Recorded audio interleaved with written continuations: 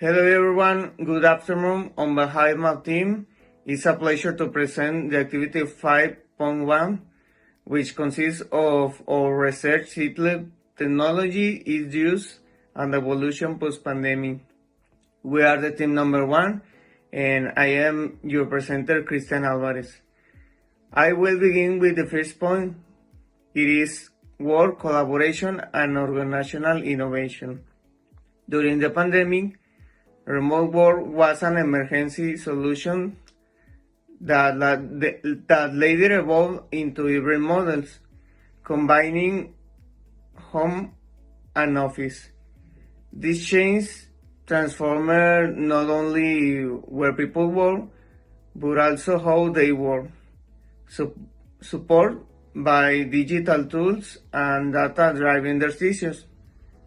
Today, flexibility, digital skills, and trust are the center of work, reminding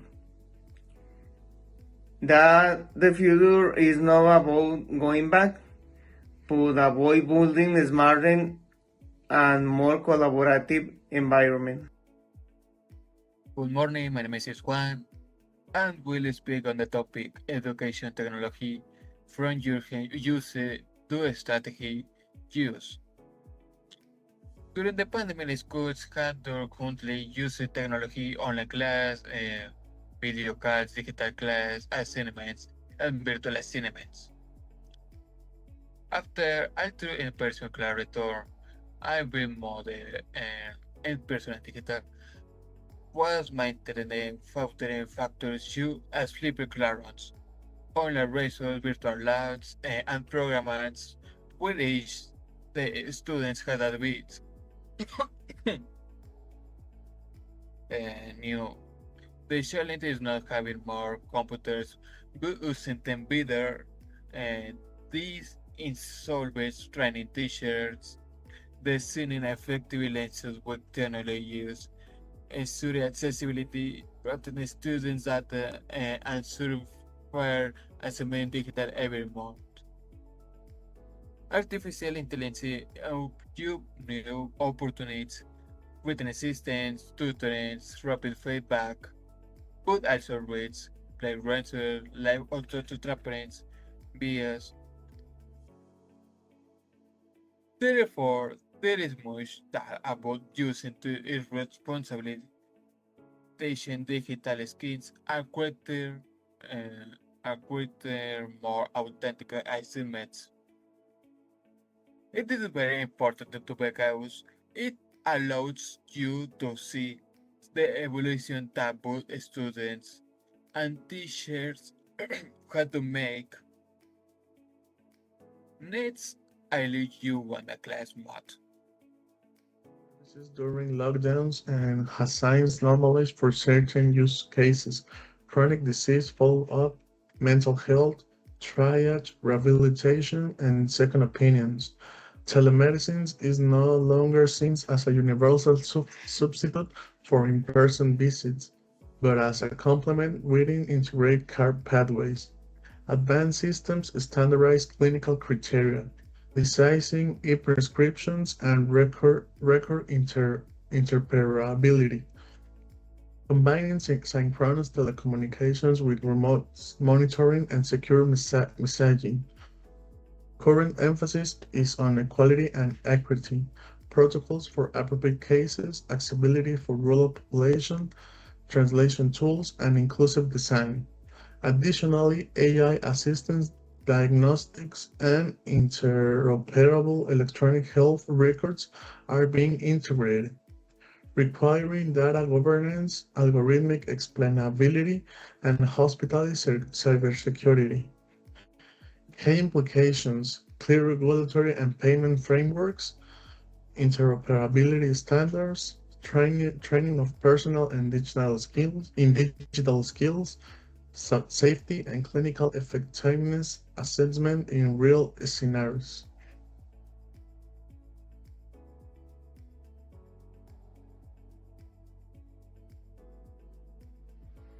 The pandemic accelerated a dramatic change in the way people consume and pay. During lockdowns, many consumers turned to e-commerce as the safest and most convenient option. What was once an alternative quickly became the main way to shop. Companies had to adapt by offering faster delivery, easy-to-use platforms, and multiple payment options.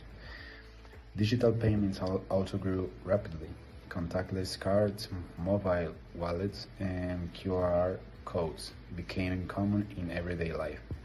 These tools not only reduced physical contact but also created a sense of speed and security for the user.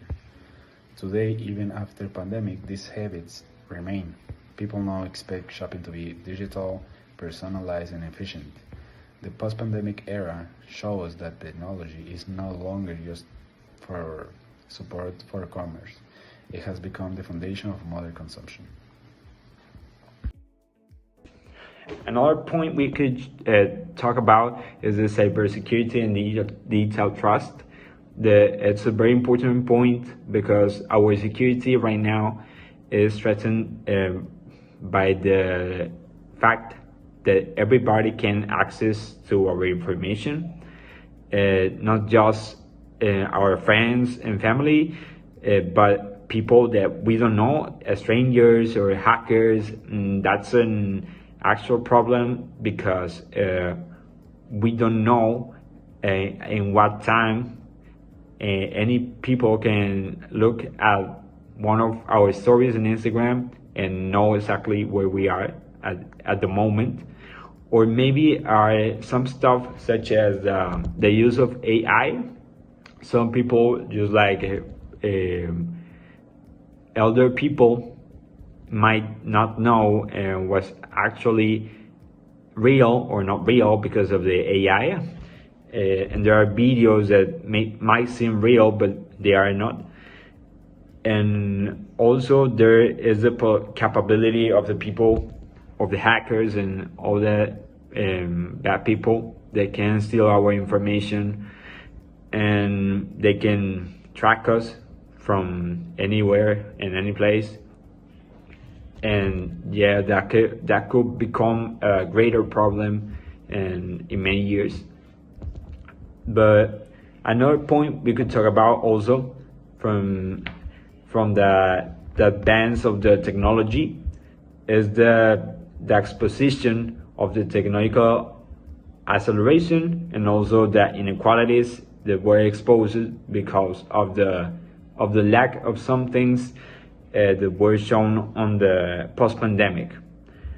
For example, there were people in the pandemic that they didn't have an electronic or digital device that they could use as a computer or maybe a tablet to enter to their digital classes or just to work in it, just like a home office and that stuff. And that was reflected because of the post-pandemic, because we couldn't work at that time physically, but also there were businesses that they couldn't adapt to the pandemic because they were used to work like physically, and they then translated to the computers and the programs and apps, and that was kind of difficult. But also yeah, there are some things that were improved because of the technology, such as the use of AI. Nowadays we could use AI to do some things that we couldn't, just like using ChatGPT. We could use it to learn a lot of things and make things easier and quicker.